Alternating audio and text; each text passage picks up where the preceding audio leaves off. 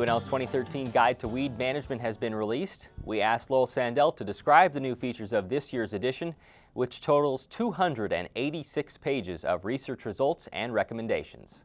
It seems to kind of expand each year. There's always new stuff coming in. I think what's interesting is the first time it was published in 1960, it was a single trifold sheet, and now we're up over 200 and some pages here. And colored information with weeds and everything like that. What are some of the new things that are in this one? Yeah, so in the weed science world, herbicide-resistant weeds are of concern now. We're seeing further development in the state of Nebraska, and we've kind of made a special effort this year to make that information more findable in the weed guide. We have a color chart on that towards the front of the book. And then we've also added the herbicide grouping numbers to the herbicide efficacy tables in all of our crop sections. There's a push on glyphosate-resistant weeds as well. There's a section on that. Well, what we've done is we've seen or we've confirmed glyphosate-resistant giant ragweed and kochia in the state, and we now have a couple years of data on some of that, so we feel comfortable putting herbicide ratings in the corn and soybean sections, in the burn down, and in the post-emergence tables on those glyphosate-resistant weed species. For the guys, or for the farmers and ranchers who maybe haven't gotten this book in 5-10 years, what are some of the things that they can see that are different from how it used to be? Yeah, so we've added a little more color, we've added some pictures to it.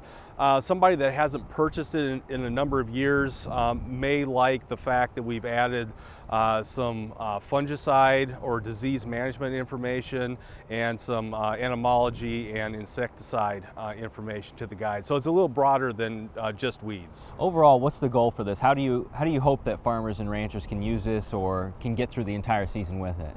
Well, we hope that producers use it as kind of a go-to reference. I know most folks that we get feedback from, they keep it handy in their office and keep a copy handy in their truck or in their scouting vehicle.